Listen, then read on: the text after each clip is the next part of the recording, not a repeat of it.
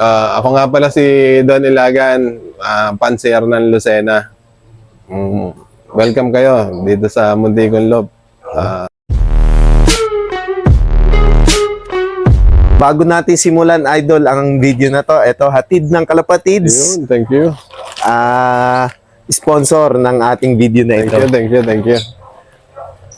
Kailan po kayo nag-start kumarera ng kalapate? Bali, ito ay pangatlong season ko pa lang ang paglipad.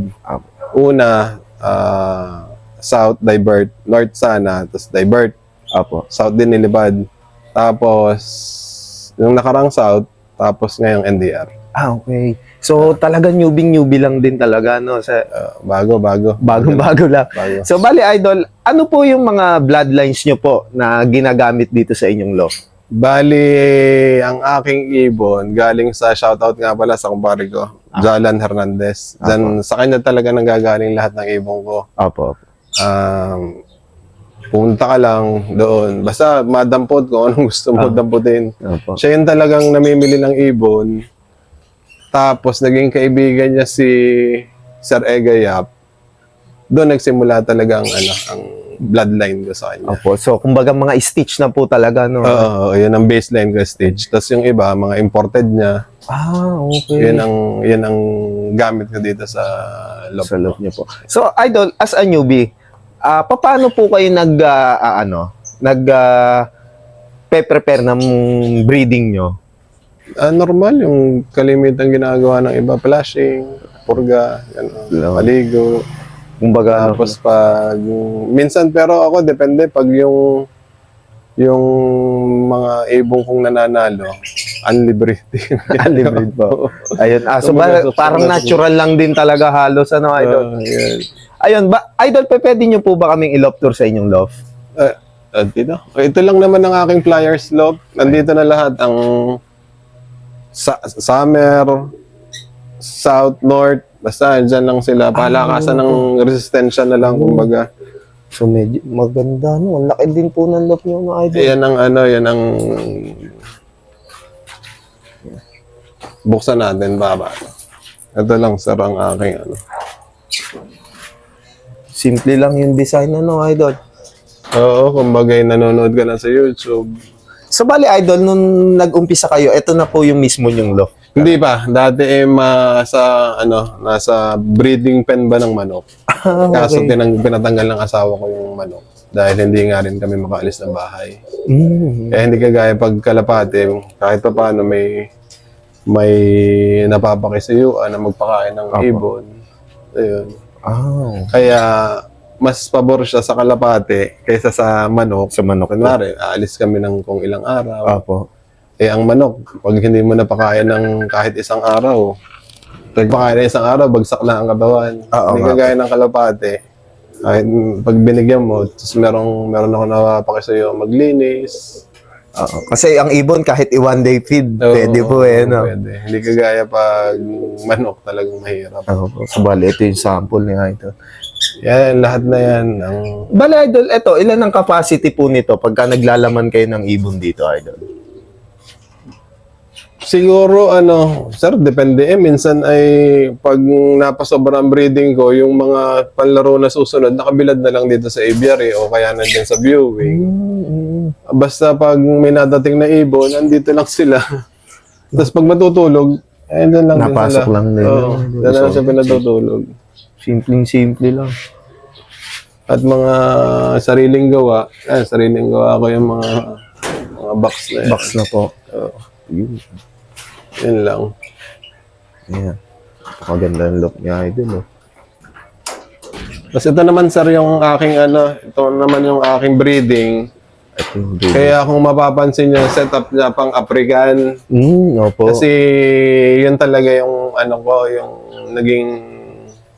naging kumbaga negosyo ko dati, yung mga export ng mga African, mga danpalo, pale palo, mga kung nalalaman yung mga opaline, yan.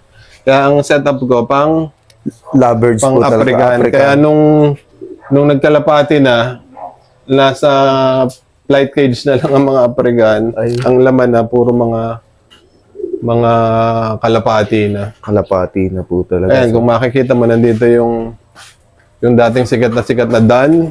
Ito, totoo. Ayan, yung mga Dan. Ayun, gaganda ng kulay. Ano? Ayan, yung mga Dan yan. Dan din. Yun yung dating nagpe-presyo dati ng milyon. Pero ngayon, wala na. Wala na rin. Wala nang value. Bumagsak ang market po ng ano po. So, yeah, galing din yan sa mga kumpare ko. Mga Dan na yan. Ayan, ito. Ayan na, puro... Ayun. Sir, ito. Ito yung aking first overall na ibon nitong, kailan ba ito? Ang dumi. Nasa breeding siya eh. Nasa parang divert yata ito. Tama, divert nga ito.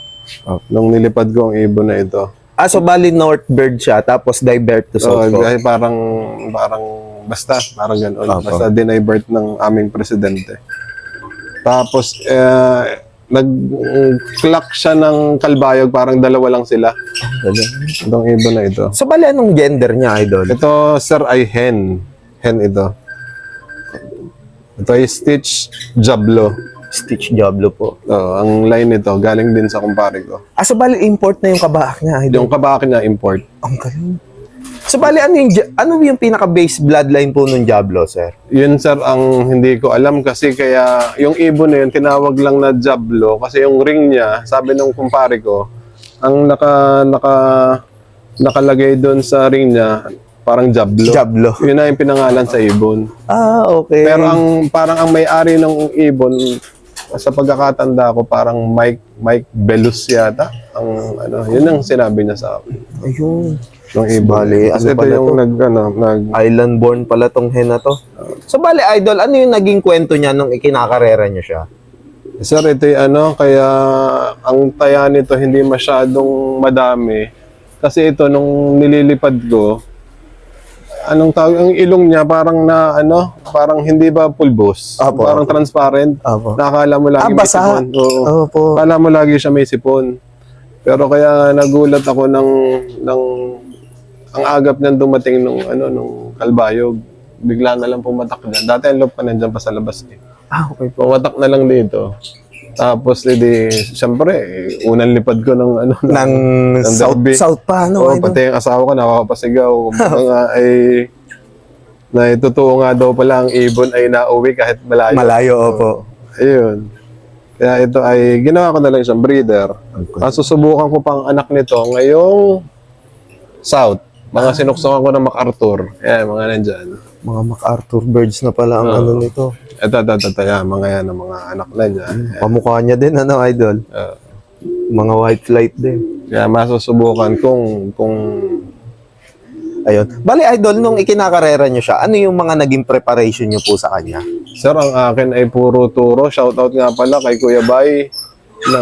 Yun talaga, unang-una, yun talaga nagtuturo sa akin ng pag-iibon kasi bago ako. Opo. Wala masyadong makausap sa akin. Siya lang yung kauna-unahang tao na napapagtanungan ko sa gamot. Apo. Kasi doon sa kumpare ko, medyo magkaiba kami ng oras. Opo. Kaya pag meron akong agadang tanong, kumbaga masasagot niya, medyo matatagalan. Opo. Kumbaga minsan tayong mag-iibon, kumbaga tayo ay ang gusto natin agadan sagot eh. Opo, Kumbaga, totoo po.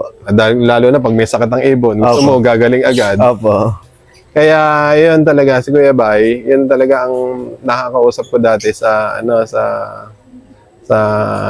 pag-iibon, sa pag naglo-load ako dati sa SLFU. Napakalaking tulong, Idol? Siya talaga ang Ayun. ang kauna-unahang tumangkilik ba sa akin sa pag-iibon. Yun, sabihin ko lang ganun. Isa sa mga may mabubuting kalooban, Idol? Si Kuya Bay. Oo. Kasi sabi-sabi nung iba nga, pagka veterans nga daw, medyo mahirap kuhanan ng knowledge, Idol? Minsan may ganun, pero kalimitan naman, siguro, yung tinatawag na marami silang trade secret eh. Opo, totoo. Kaya ako naman, kung ano yung nalalaman ko, kukunti pa naman. So, nagresulta naman ano, Idol. Ay, nakakatsamba, sir. So, ito yung mga sample ng winner ni Idol dito sa kanyang loob. As a newbie, Ito. ito ay Southbird. Ito ay first overall ng YB. Ito. YB, galing. Husay.